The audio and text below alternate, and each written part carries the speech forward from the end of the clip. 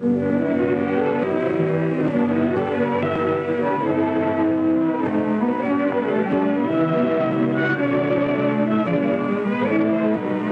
without any bait? Of course you didn't. Every fisherman knows there's nothing about a bare hook to attract. On the hook there must be some kind of bait. An artificial fly, a worm, a minnow, or a frog to attract the fish and cause him to strike. Without this bait, you'd come home at the end of the day disappointed. When you're searching for work, you're fishing for a job. What you catch will be determined largely by the bait you offer. Your personality, training, and experience are your bait. If you have little or no training, you probably will catch little or nothing in the way of a job. The fisherman uses special baits for the game fish. To get the better jobs, you must also use special baits in the form of special qualifications. There are fewer game jobs to be caught. The fisherman has the ambition to catch the game fish. In the same way, every person has the ambition someday to land the big job. There's beginner's luck in fishing, and beginner's luck can't count on luck. Getting a job is your training. In choosing your life work, there are many things to be considered. First of all, you must know yourself, your strong points, your weaknesses, your likes and dislikes. Let us consider first your own native abilities. Tests have been developed which help you to measure your abilities. Our particular value are those called aptitude tests, which help you measure your abilities in special fields. Mechanical aptitude tests are a sample of this type. These cannot tell you exactly the occupation to choose, but they give you an idea of the type of work you can do best. They also help to guide you away from some fields in which you won't be successful. Each person has the ability to do just so much work, which is called his level of capacity. If he tries to do more than he's really able, he'll be unhappy in his work. He will also be dissatisfied if he knows he could handle a better job than the one he has. There are tests which will help you choose work which fits your level of capacity best. How simple it would be to choose your life work if taking tests were the only thing you had to do in analyzing yourself. But they are only the first step. Another step in analyzing yourself is the examination of your own educational record. Your grades in different subjects, back as far as can be traced. If you've gotten this, your teacher is with you in looking it up. What does your educational record show? Have your grades been about the same all along the line? Or do they look like this, up and down, like the crest and trough of an ocean wave? In what subjects have your grades been up? In what subjects have they been down? Why have they been up or down? Are you especially interested in certain subjects? If you don't like mathematics and your grades are low in this subject, you probably won't be very successful in those fields based on mathematics. Why are you interested in some subjects and not in others? You must answer these questions if you really wish to get acquainted with yourself. When you get a job, you will be judged in comparison with other workers. Just as in school, your work is graded in comparison with that of your classmates. All workers in any group are so judged. One will be considered the best in the group, another the poorest, with the rest arranged in between.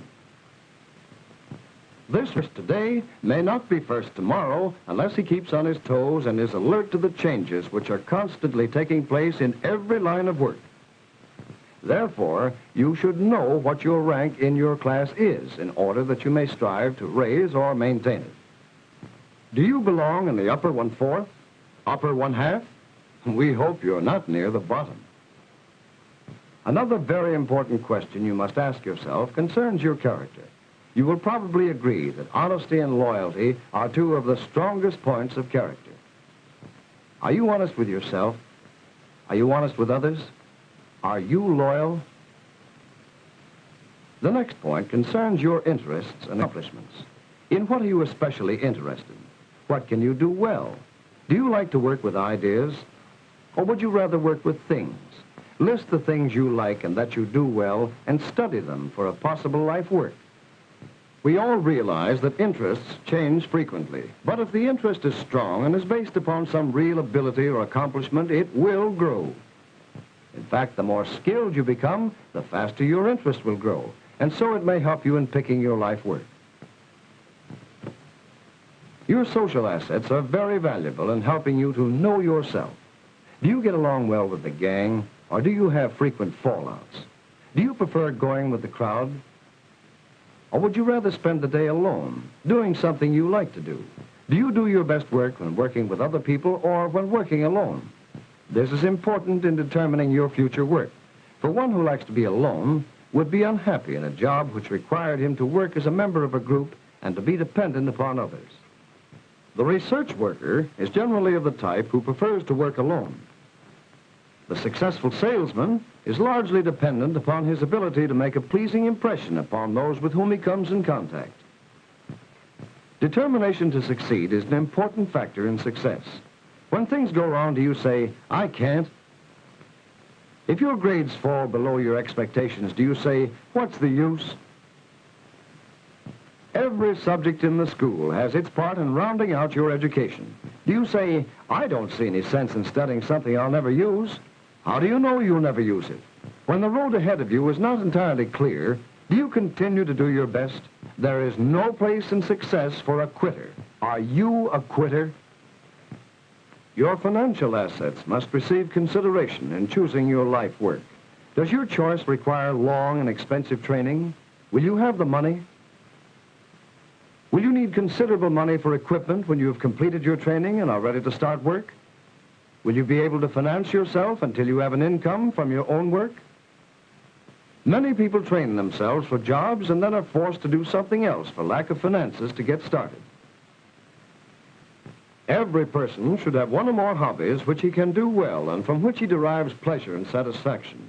A hobby helps you relax after a hard day's work. It may also provide a job to fall back upon in case something happens to your regular means of earning a living. Many people today are working at things which were their hobbies a few years ago. May we ask, what is your hobby?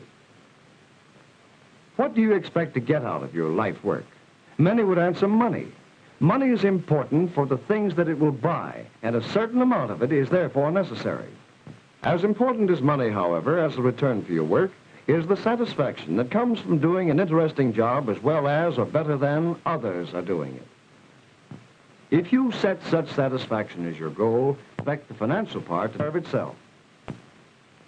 Considerable time has been given to the problem of knowing yourself. It is the most difficult problem facing you, but it must be faced. Now, let's turn to some of the questions involved in studying occupations. It is well to get clearly in mind that each one of you can do several things successfully. No individual is limited to one occupation alone. You are at the point where the road has many branches. Any one of the several branches will get you to your destination, but many of them would lead you away from your goal. How can you find the right roads? If you wish to get the most out of your study of the occupations, you must follow some definite plan. First, you should get a broad view of as many occupations as possible. One way you can do this is by reading. There are many books and magazines which give quite clear word pictures of various fields of work, but this is not enough. You should talk to successful people in many lines, asking them questions about their work, the training required, where to get it, and the rewards of their occupations. Your school, again, will be glad to assist by arranging such conferences for you. There are many movies dealing with occupations, and from time to time you're going to see some of these. They will acquaint you with many types of work in various parts of the country. In making your investigation, do not limit yourself to your own locality, but make your survey as broad as possible. When you have completed a broad survey, choose those occupations that interest you for further study. Investigate the unpleasant side of the work as well as the pleasant. For every type of work has its disagreeable side. No occupation has ever satisfied the worker all the time, but the pleasant things should greatly outweigh the unpleasant if you're seriously considering that particular occupation. This step will cause you to cross some off your list because you feel that the disadvantages outweigh the advantages. Make an intensive study of the remaining interesting occupations. You will now want to ask some questions concerning them. What does the worker do? Is the occupant crowded? What are the starting points and lines of promotion? What are the future prospects for earnings and advancement? What general and special education is required? Where can it be secured? What will this education cost? What will it cost to get established in this occupation? What are the physical requirements? Is it apt to be detrimental to my health? Would I be happy in this work? Many more questions will occur to you as you study the occupations. And remember, you cannot know too much about the work into which you decide to go. While in school, you have all about you many opportunities to improve yourself. Are you making the most of them? The modern school consists of many departments, each contributing its part to make possible a broad educational background that will be valuable in your adult life. The English department offers courses which will help you to speak and write correctly. Courses in literature acquaint you with the world's literary masterpieces, so you can discover for yourself the pleasure to be found in reading them. The social science group provides a chance to study the past, so that you can better understand the conditions of today. Everyone should know more about his government in order that he may be a more useful citizen. Modern developments in transportation and communication have brought cities, states, and nations of the world so close together that we are all subject to the same influences. And no matter what we do for a living, we have many new problems in human relationships which must be solved. A study of the social sciences helps us understand these problems. Mathematics gives you training in arithmetic and shows you how to use it in problems which come up constantly in your everyday life. You must have higher mathematics to succeed in some occupations. In the study of mathematics, you develop your ability for systematic, logical, and accurate reasoning. The sciences, natural and physical, have an influence on the production of everything you eat, wear, or use. For this reason, the sciences play a very direct part in your life, and you should learn to understand and appreciate them. Physical training aims at a healthy body through exercise and planned recreation. If you lose your health, it is difficult and expensive to regain it. The progress of the human race can be traced through its development in music and art.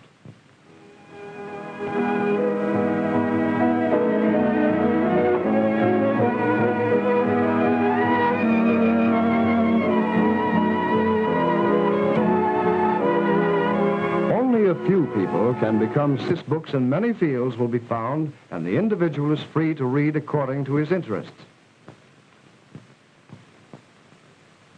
And offers courses in accounting, shorthand, and typing that develop skills through which you may get a job in the commercial world. But even if you never do come to work, you should understand fundamental business principles and be able to apply them in your everyday life. The homemaking department, through its courses in cooking, child care, and home management, trains girls to be good housewives. Courses in sewing are also valuable, whether a girl expects to keep house or enter the business world. The development of good buying judgment is of highest importance, for according to economists, women do at least 75% of the nation's buying. The Industrial Arts Department will help you in 4 main ways. First, to learn about industrial design, materials, processes, and products, so that you will know more about manufacturing and industry and their effect upon your own life. Second, to learn how to buy and use industrial products more intelligently. Third, to help you learn the fundamental tool processes.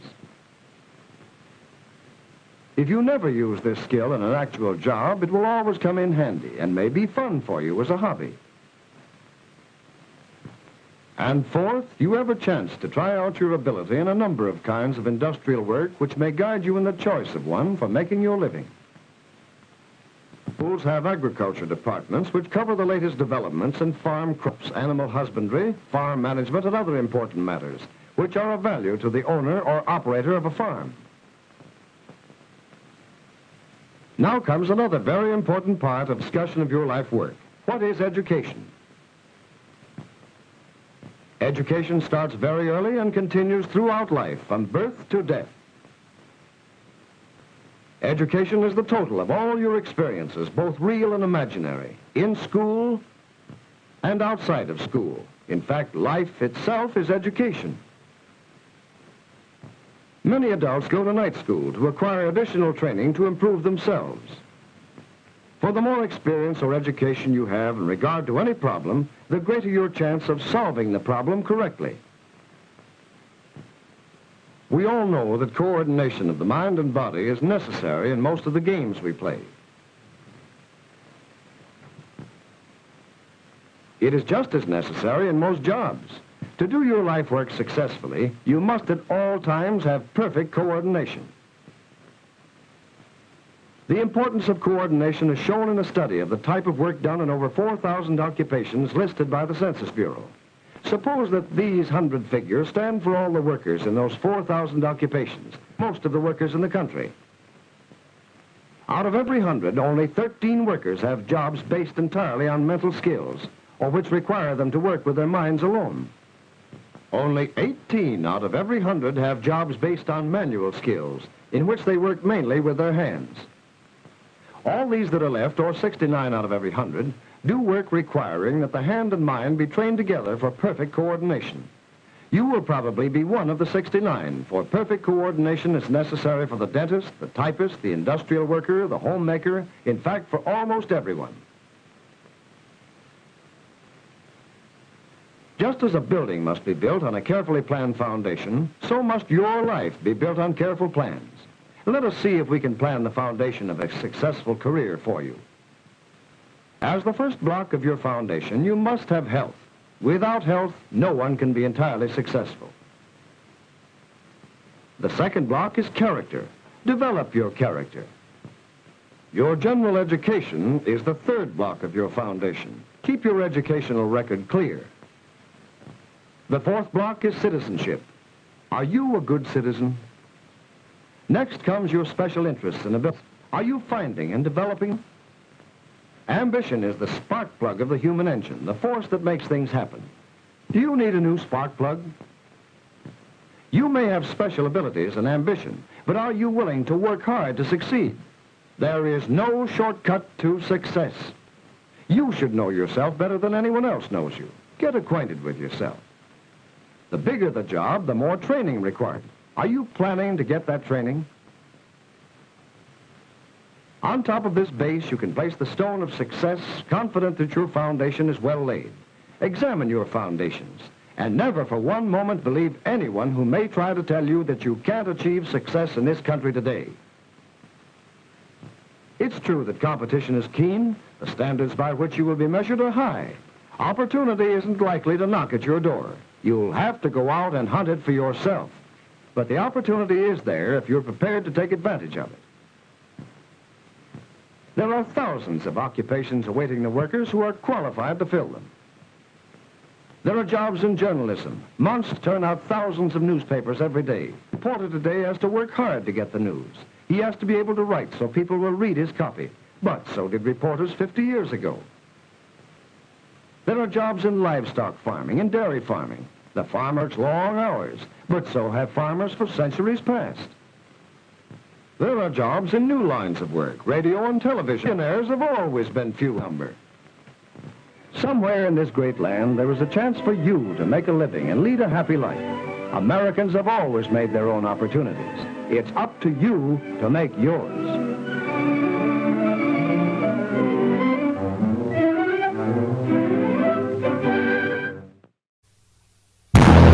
This week, Squatcher Sounds Podcast, giving Trevor Jeff into the realm of the trolls.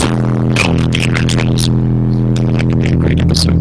Tonight, Scandinavia, known for its epic black metal, but also for its little-known cryptid, the Snowman and Snowden Snuffs. Edward Snowden? No, that's not it. Whatever it is, it's gonna be a good talk. And now for the man writing a movie script about a troll dressed as Bigfoot. For Reverend Jeff Kelly.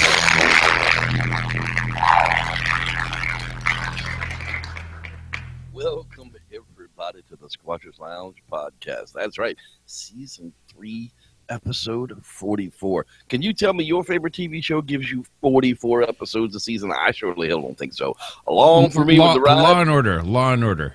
Maybe. That's because there's like 9 different ones of them. But with me, as always, is Dr. David Batdorf, pseudo scientist. What's happening, buddy? Not a whole lot. Ready for this one. This is going to be a good time.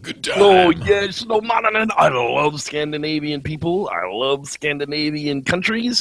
And we're going to talk about the Scandinavian Bigfoot-type lures tonight on the program. But as usual, we're going to start out with a little bit of news. So let's get that set up instead.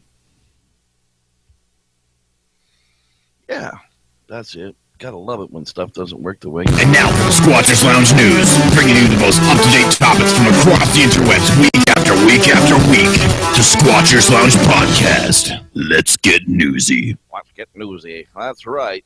More dead air than an AM radio station. Anyhow, 12,000-year-old cave lion cubs are finally cleaned up and presented to the world. Now that looks like mummified to me, but isn't it cute? It's the cutest mummy I've ever seen. I mean, so apparently these lions were weeks old when they were mummified, and this is, I don't know, this is amazing. Look at the amount, the age of these creatures.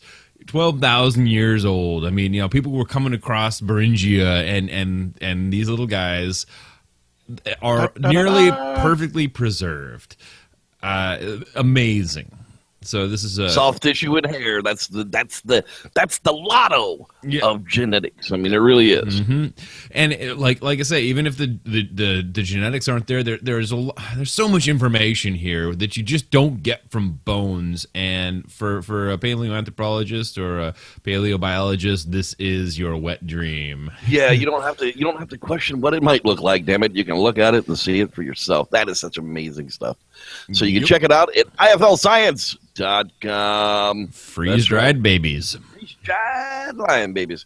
Okay, that's right. The NIH is to retire all research chimpanzees. Well, it's about time, my brothers. We have been fighting to free these guys long before Jay and Silent Bob struck back.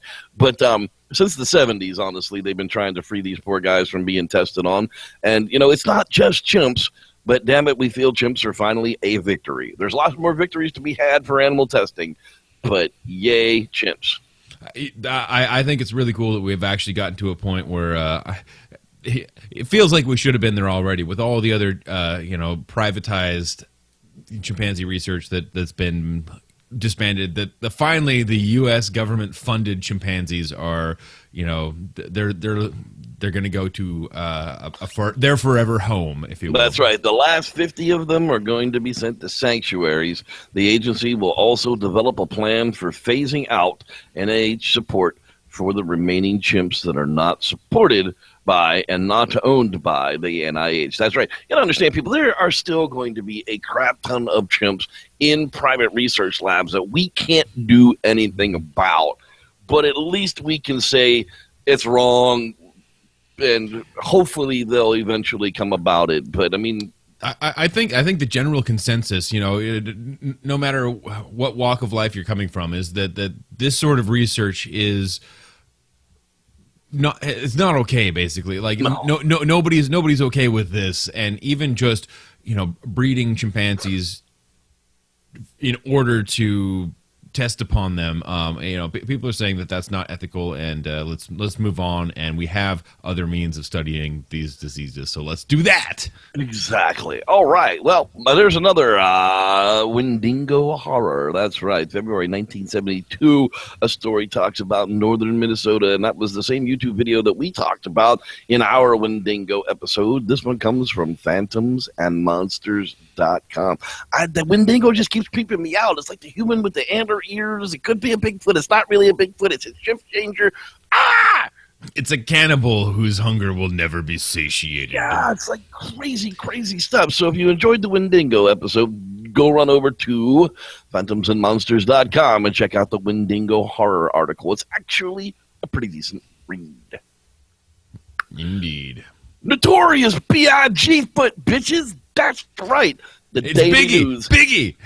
Biggie is back to life. No, actually, it's not East Coast, West Coast. It's actually an outline from the Daily News about Bigfoot. And Adam Davies is in here. God, there's a bunch of people in here. I'm sorry. I'm just having a brain fart with people's names at the moment.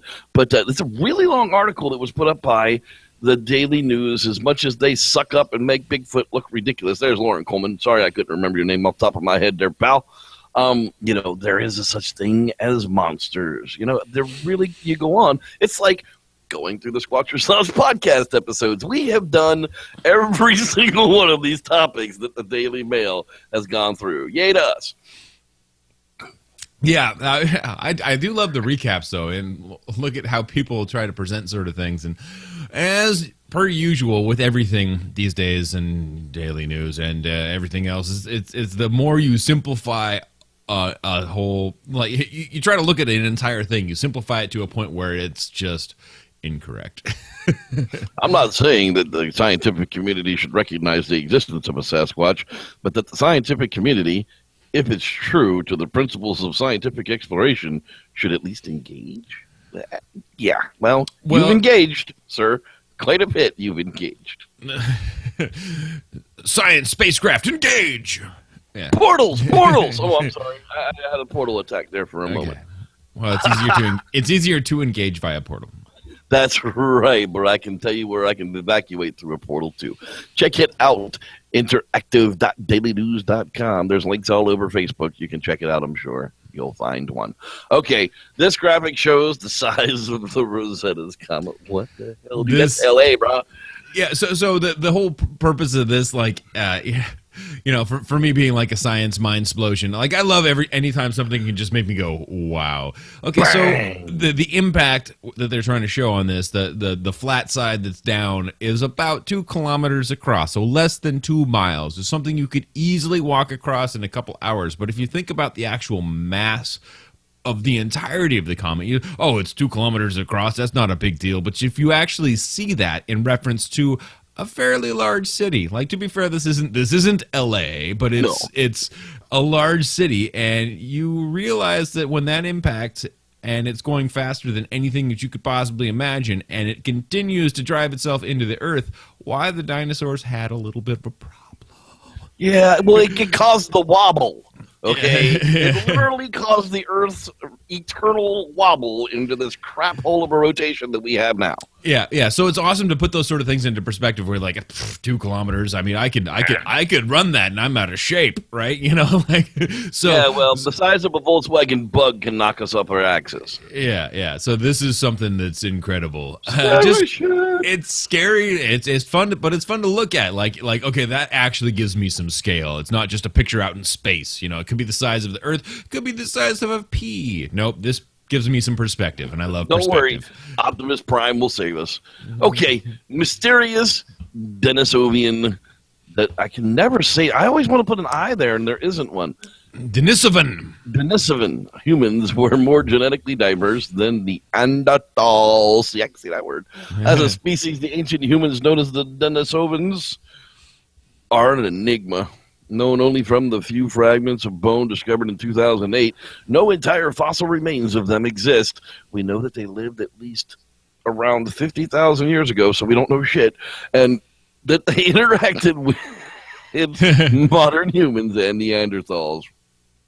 But the new discovery of more Denisovian remains, a single molar tooth, is shedding some more light on the peoples. That's right. Yeah. So we got a new molar. So just put this into perspective. It was the actual, if you think of the end of your pinky finger, the last joint that just falls underneath your pinky nail, that was the fossil bone that they extracted enough DNA to say, hey, we got something that's new, it's novel, it's not human, it's not Neanderthal. And so this is the study that's going on with the other pieces that are different and from different individuals that are giving us a little bit of more of a view into the diversity of these peoples, and it's insane. So if anybody really wants to follow the genealogy, if you will, if we all had let's just call Homo heidelbergensis as maybe correct or incorrect in the long run. Homo heidelbergensis was our last common ancestor. That's our great-great-grandpappy. Yeah, when Neanderthal, Denisovan, and modern human were all the same thing. That's what they were, is what this is kind of boiling down to, yada, yada, yada. So Denisovan, they went one direction and Neanderthal went another direction, but they were the same thing. They split from us, that were the antecessor and all sorts of other things, leading up to modern humans. And they went their own direction and became these two other distinct things. What they're saying is that the Denisovans had a much more genetically diverse genome, which means that they were probably that Neanderthal was the offshoot. They were the one-off. They were the guys that got stuck up there in Europe, right? In Europe, and the Denisovan was the one that was the population that probably was the most like, quote unquote, Heidelbergensis, the older population, and was probably wider spread and more prolific than Neanderthal. And that's a fascinating thing. The more information you sort of I'm guessing at a lot of these things, and I'm sure other people are too, but that's where these articles come from like IFL Science and whatnot. But it's fantastic stuff, and it really seals up a lot of loose ends. The more finds that we can get DNA out of seals up the differences between, because like Jeff and I say all the time, it's not what makes us the same. We are very much the same. Yes. All Neanderthal, Denisovan, and modern human, but it's the differences that are important so that we can identify the lineage. So that we can understand how each one of us came about, and that's really the important. That's the question. Kind of like an alien dropping down here onto our planet and looking at a bulldog and just going, "Oh, bulldog." Yeah, but there was a lot of freaking breeds that went into making that bulldog. And the English bulldog that we have now isn't even the animal that they bred in the 1700s. It's a bastardized version of remains of horrible breeding through the years. But my point is now we're looking at taking the DNA from that bulldog and figuring out where those pieces and parts came from, and that's what we're doing on these ends of the human scale. Yeah, so it's very, very interesting and very very fascinating, and I would love someday for these guys to pull out a reasonable fossil and show us a little bit more of what the differentiation between Neanderthal and Denisovan would be. Yeah. Eventually, there will be some cave that'll be discovered that'll end up with an entire skeleton in it, and hallelujah, that'll have some other unknown hominid mixed in with it. Yeah. So this talks a lot about this, and it talks about them living in the high Tibetan Plateau. Also, the Altai Mountains are very high. And the next link, I think, also even goes into that even more so, and talks about how the genes that we inherited, not meaning we as in me, of Caucasian and European descent, like the people who have the ability to live at high altitudes, or our ability to live at high altitudes, was given to us, or was come from the Denisovians. Well, not even it came from the Denisovians, but that's something that they share with us. It might have come from our predecessor, because we have that and they have that too. So it could have been a common denominator. That's what the article is actually saying. In Tibetan adaptation to live high in the altitudes, where this little oxygen in the air has been shown to come from the Denisovans, said the study co-author Svante Pabo. Svante Pabo, he's my man. He's the one who's decoded the Neanderthal genome, and he's working on these guys too. He's the Max Planck Institute is doing some awesome work, and super pimp. More to come, because this is exciting. And no, it's still not Bigfoot, but it does give us more information to back. The more we back up and the more we weed out these other things, the less options we have for Bigfoot. So next, work on the different Homo erectus, work on Homo naledi. How can we back that out and see if it has to go back farther than that? And that's the weeding out process. That's science and pseudoscience. And we may still come across the Bigfoot root in any of those lineages. All right. So, Scientific American long-sought biological compass has finally been discovered. Like cows line themselves north to south. Why do they do that? We never know. We just know that they do. So if you're lost and you see a field of cows, They don't all align perfectly north, but in a herd of cows, they're mostly standing north to south. You can pretty much figure it out. But why? So what this is, I mean, I think they reference a fruit fly or something like that, but they're actually they've discovered what is the biological reason? What is the biological compass why birds fly north and south? Why do the caribou know to go this direction and that direction? How do elephants know when there's no landmarks which way to go? And it turns out that there's potentially there's a particular protein that they've decided is actually sensitive to magnetism that a lot of creatures have. We may even have, once you discern this protein, they can actually look and say, okay, well, how that would be so wrong. The human would not want that. Oh my goodness, no. Yeah, how can, well, a lot of times, you can tell, is it always landmarks? You can kind of tell which way is north or which way is south. The sun usually gives that away, but she says that he has found a protein in fruit flies that both binds to iron and interacts with cry, known as CG8198. It binds iron and sulfur atoms and is involved in fruit fly. God, my dyslexia is really getting me on that one. It doesn't matter. They're rhythms.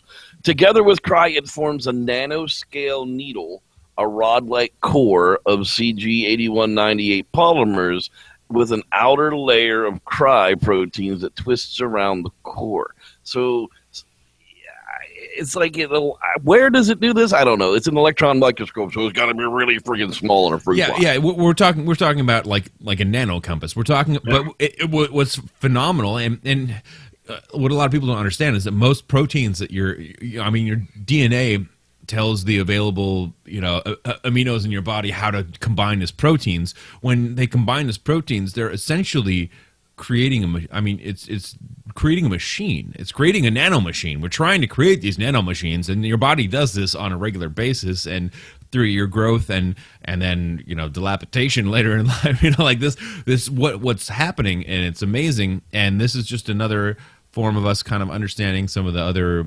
aspects of it. And not everybody's going to be genetically encoded. Everybody meaning everybody in the animal kingdom, right? Not every animal is going to have this protein building block, but it's fascinating to actually understand why the F does a swan know how to fly south because it's getting cold. Well, how does it know which way that is? How can you fly away from the cold? So right. that's kind of hits. Yeah. Oh, I'm cold. I should fly south. Well, I obviously know where south is, so I may have a similar protein that's telling me where south is. Or adversely where north is and get away from there. Check this one out on scientificamerican.com. This is a really interesting article. Finally up tonight, actually not finally up tonight, Crappy Little Dreams, The Adventures of Craig Flippy has finally been funded. Woo! Hey, Craig, dude, this guy is an awesome guy. $7,000 is a lot of money to me, but so far, gear, travel, campaign rewards, and fees take a huge bite out of that $7,000 already.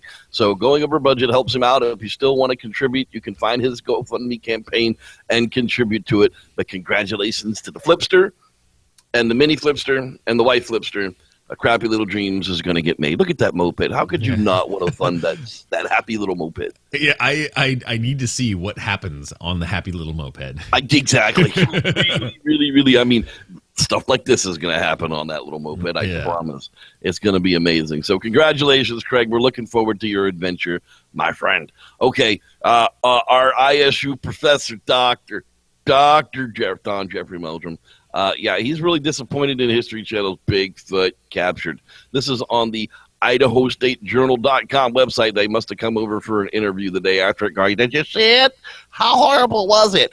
Where's the DNA? How about those hair samples? Well, as he stated on Facebook, he's been inundated with calls and emails and contacts about the Bigfoot Captured from the History Channel. And if you check out our channel, there's a Bigfoot Captured special there, and we mentioned it last week as well. It was a total fabrication of what-if scenario, but we knew even though they put it in the show several times that this was a dramatization and a what-if scenario, it didn't matter because people caught it in the middle of it and still thought it was real because people are Gump plus 10 IQ points. Yeah. I don't know. So... I'm sorry, just the one scene you showed me, and this is no. It was awesome if it would have been a Bigfoot movie, which, by the way, if anybody has a digital copy of that like I do, if you rip out all the crud and just put the Bigfoot captured movie together, it's actually fun to watch. Holy crap. But putting that aside, who wants all that other scientific garbage in with it? They should have made 2-hour-long programs, played them back to back, and it probably would have come off a whole lot better. But unfortunately, he lent his credibility to his show, who screwed him in the end once again. What do you do at that point? I don't know, Dr. Meldrum, but, screw me once, shame on you. Screw me a dozen times, shame on me. I like in this article, he says, I don't know, what I find amusing to me is how many people contacted me asking me if the Bigfoot in the cage was real. No, really? That was the scene that I watched, and it didn't take me but 0 seconds to realize that this well, the shots and the lighting, I mean, they had stage lighting. I mean, right. Not a handycam shot, even though the actors did their best. It was definitely shot professionally with lights, and the Bigfoot was definitely a dude in a suit. Exactly. And you can check that out at IdahoStateJournal.com. Finally, tonight, we got to ask Dr. Meldrum Ketchum, what is in your head? Well, apparently, Bigfoot Decoded, the science behind the legend. She's going to put her own documentary together because no one's telling the truth. I saw this like a week ago, and I didn't mention it because I thought it was going to fall flat on its face. And as you can tell, she's asking for another $95,000 from the public. What in the world does this woman go through? How does she go through that much money? I don't. I just don't know. $95,000. Professional documentary companies spend $25,000 maybe on a reality show that lasts weeks. So yeah, even think if everything was in the can, just the editing, post production, and distribution. I mean, 95. Maybe, but probably not. So what do? Well, you get people like us to tell you the long and the short of it. So here's the deal. She is literally, for $1,500, offering 2-night guided Sasquatch adventure for a chance to experience the Sasquatch people. Plus, you get all the $550 rewards, too. Okay, so David and I were talking pre-show, and we're gonna put this up for you guys. Now, it's actually going to cost more than the $1,500 because we would actually have to fly in and provide transportation and that type of thing. They don't pay for any of that. They just, once you get there, they'll take you on a 2-night guided tour.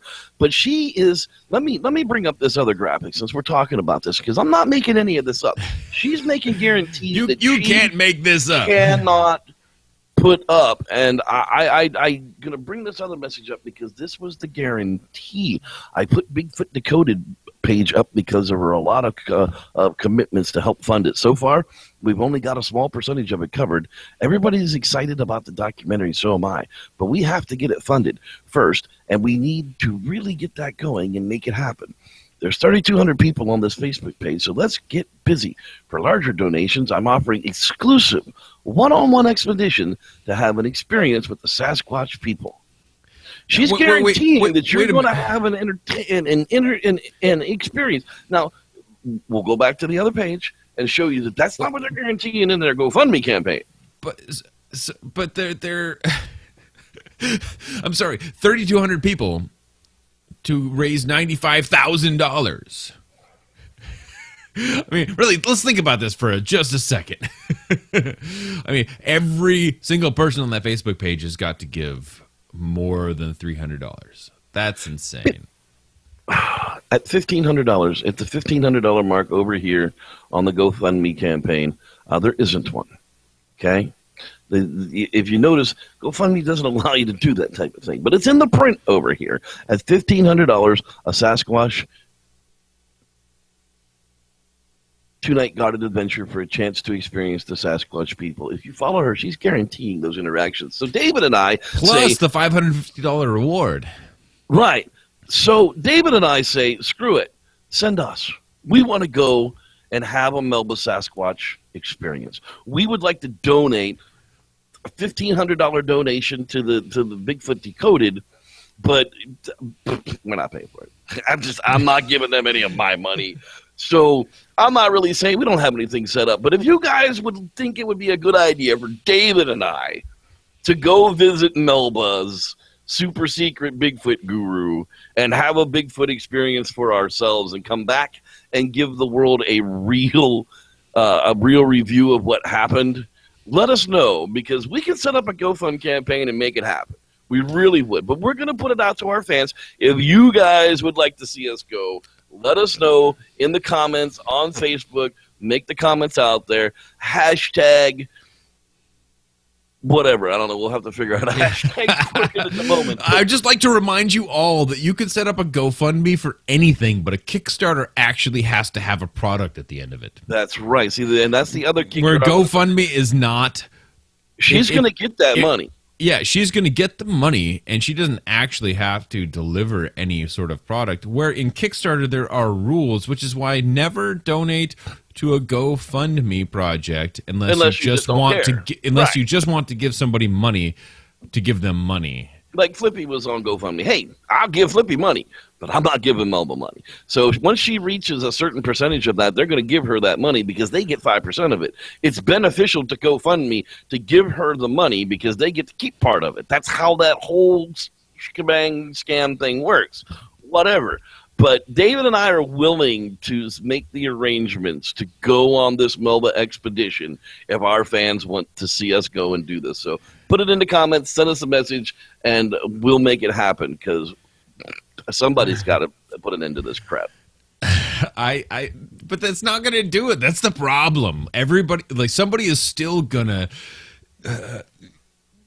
we could go there, debunk the entire thing, call it what it is, and there's still going to be 3,300 people on that Facebook like page that are totally on board and think that we're making things up. Well, yeah, God bless our haters. Mary, we love you for being a hater. It's okay. Watch the show. If it makes you feel better to leave those nasty comments, it's all right. It really is. We're used to it by now. But seriously, how do people keep following this project blindly? There's no announcement to the world. Go and look on the internet and find anywhere besides a Melba specifically owned page where it says Bigfoot exists and we have the DNA. And then you get the actual paper. When you actually see the paper and you actually see what came out, even if you paid the money or if you got it signed through other means, you read the paper and it reads like a cartoon strip. There's more information or the same information or information that was referenced in the study on Dr. Meldrum's ISU page for his, the relic hominid inquiry, right? So, which is actually referenced, I think, more than once. So there really isn't anything new or exciting going on here, and the genome was denied. Yeah, it doesn't exist anywhere. No one is looking this stuff up. Well, when they're talking about how it wasn't accepted into this and wasn't accepted into that, I don't honestly, my personal opinion, I don't think there ever was any information. And if there was, it was just a bunch of stuff that was shot out for no reason, and there was never going to be any substance to it whatsoever. And it was given to some people who tried to help, and they made their extrapolations, and that became the paper. And none of those people were qualified to do what they were doing, and they couldn't verify the data. They just ran statistics, if you will. Yeah, I mean, I've bounced pieces of this genome off of the thing and come back with panda bear, celery, and lemur with black bear. And so we can't help but lead the blind to water, but we can't make the blind drink. But we can at least stay on top of it. All right, that's enough of the Melba crap. We're going to go ahead and get this bad taste out of our mouth, and we're going to get on to the nice topic, the snowman. Edward Snowden? No, not Edward Snowden. Oh. And now for tonight's topic. I have to completely redo all my research then. The snowmannen is the Scandinavian Bigfoot. Is there a Scandinavian Bigfoot? The legends about trolls might indicate a long history of sightings. There has been a small number of reports from Sweden, Norway, of a type of wild man. The snowmannen, or Bigfoot, purportedly inhabits northern Scandinavia and Lapland and the Arctic regions of Norway, Sweden, and Finland. That's right. It is described as a dark ape-like creature covered in thick, dirty, stinky hair.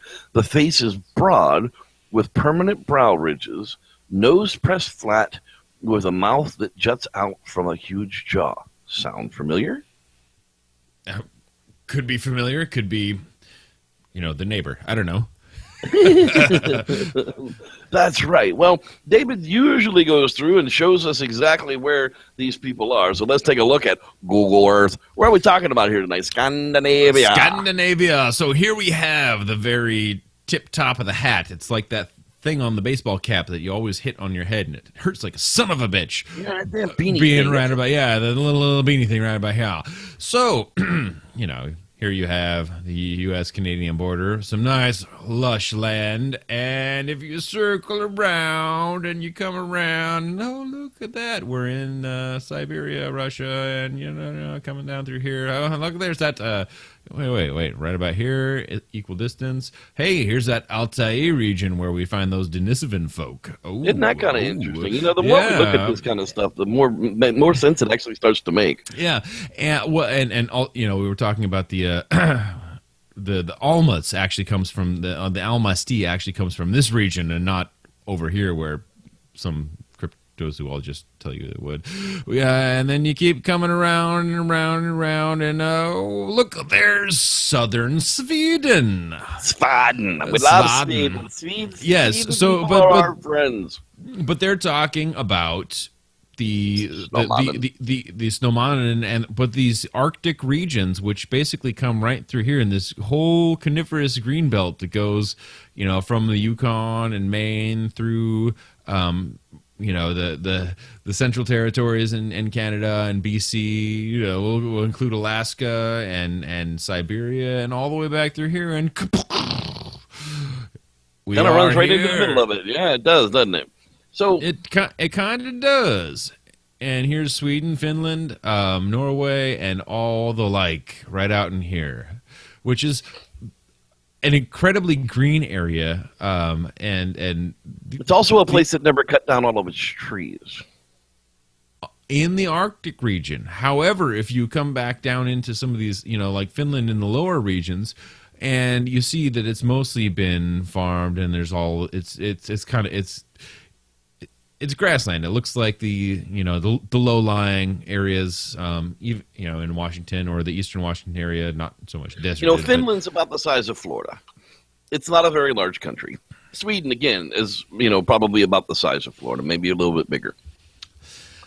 But when you let's see if we come over here and do a little this and a little this, and you look at this area, is a very large area, most of which up around this belt here is completely uninhabited. Exactly. Much like this area right here. Actually, if we come here and zoom out, they look a lot alike. You can see the lush green ring of coniferous forest, or what used to be coniferous forest. And these areas are very much, in tune with that. And then you see this northern taiga that kind of goes into the tundra, which is the less forested area right before the polar ice cap that, of course, isn't here because if you did, it just wouldn't look like much if it wasn't there. And, maybe we got to get used to that. Sorry, hippie. Anyway, but you come back to here, and this is a really great area. There's a lot of biodiversity. There's a lot of interesting creatures. I want to say, well, it's reindeer here. There's something else on our continent. Caribou on our continent, reindeer here. You have brown bears. In the sea, you have you have orcas, you have belugas, you have all sorts of other things. There's a rich environment that's a lot like our northern. I'd say more like Canada than the lower United States, but it's a very fantastic area and interesting from that aspect. However, their stories are a lot different. Right. Well, that was one of the things I was just going to actually go into. There's a couple of stories that actually come out of the cryptozoology.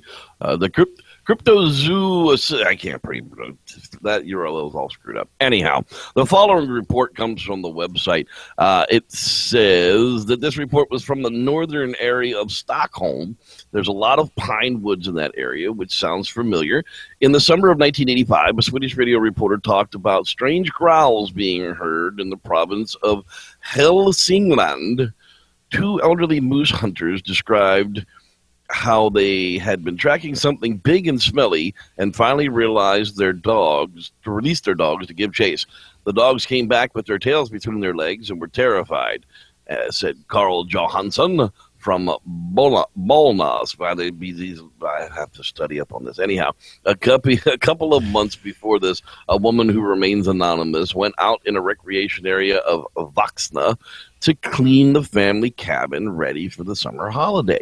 She suddenly heard what she described as pretty heavy feet moving around outside. She sensed that this was not an ordinary intruder and actually hid under a bed. I never saw the creature, but 1 hour later had passed.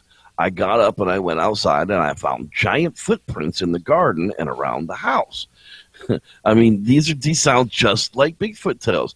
She said that the footprints measured 45 centimeters in length and that they were 30 centimeters wide, twice as long, half as wide. Look, 2/3 wide as they are long, just like the type of dimensions that they talk about with the Bigfoot. Following this, a couple of weeks later, two teenage girls were skinny dipping in a nearby pond when they suddenly heard someone or something moving about in the thick undergrowth nearby, teasing and calling the intruder a pervert who spied on new girls. They moved closer and closer towards the shore, planning to surprise or even catch the culprit. Instead, something right out of a nightmare suddenly rose up in front of them. Tina, 15, told John it resembled an ape, but it was uglier and very large. Her friend Bertra, 16, agreed and said that is the same time a terrible stench came from the creature. So, these stories sound just like Bigfoot stories that we hear coming out of America. Absolutely, and they don't call them the Bigfoot. There's a 1,000 names, different dialects, different stories, different heritages, but basically all of it boils down to the overarching thing is trolls. Now, what is a troll? Right, we think of the modern term for this, that, and the other, but basically it's this kind of large, lumbering, slow, and they describe them as stupid. Now, how allegory works the same in Native American culture as it works in Scandinavian culture if you go back far enough to where, okay, so these things aren't maybe as smart as we are in the way that we consider ourselves smart. So they're stupid, they're slow, but they're large and they're hairy and they're ugly. And that's the basic description of these creatures. I've always offered the troll story is the Sasquatch story in Scandinavia. So why? Scandinavia seems impassable to North America. You can go for that Atlantic land bridge theory, if you will, and there's a lot of potentials for that, right? But to have that story show up on both sides of the coast, and then you show the genealogy of how lineages. Man has literally moved between here and there. Yeah. And you're like, that's not possible. This has got to be either the longest standing story, or there's a biological aspect to this that kept this story coming back up. So that's a very, very fascinating thing for me.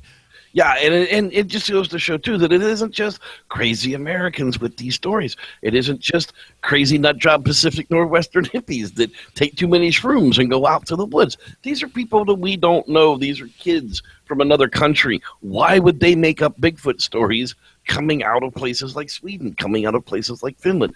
It makes absolutely no sense, but it does show to say that they have the same type of environments, the same type of altitudes, the same type of food sources in those ranges as what we have in ours. Is it possible that a different species of upright walking primate has diversified in those strong, high conifers across the world? Yeah. It seems like if one would live in one place, it would almost have to live in the other places. And when you see it in, every place along the way, leads, you have to ask the question: is it a biological thing, or is it is it a cultural thing? And that's the question that I need to answer the most for myself, and that's why you have to look for the biological thing, because the cultural thing just won't present itself. I can't jet set all over the world, but I can go into the woods behind my house. Right. Right. But we don't hear stories of places like we don't expect. We don't hear stories out of the Middle East about Bigfoot. We don't hear stories about sandy Africa. Or we do when we do from the Middle East or like Turkey, it's off the mountain ranges that abut the same areas that we're talking about. We're talking about the edge of the skirts of these areas, but they're not the desert. So we're not saying that desert countries don't have Sasquatch in them, because they have areas that aren't just a desert. I don't know that there is any one particular country that is just desert, but that's not the point. What we're talking about here is, if, just like David said, if you expect it to be in one location, you should be able to look at another part of the world and find suggestions for the same type of a creature living there as well. So one of my favorite studies, and it doesn't delve into this, but it gets my mind going in the same direction, is the fact that I'm very, very familiar with the Salish stories of Sasquatch, if you will, or whatever they call them, depending on which tribe it was, and the story, there's always a child stealing story, or there's always a nefarious story, a bad, it's the evil character in that story, or there's something to be afraid of in that story. And there's always a positive story. Like, Sunakwa had a very positive air about her. You were lucky to have spotted this creature. There's actually so much so that the Sonakwa, like the pursed lips and arms up, statue that you see all over the place, and people call that Sasquatch.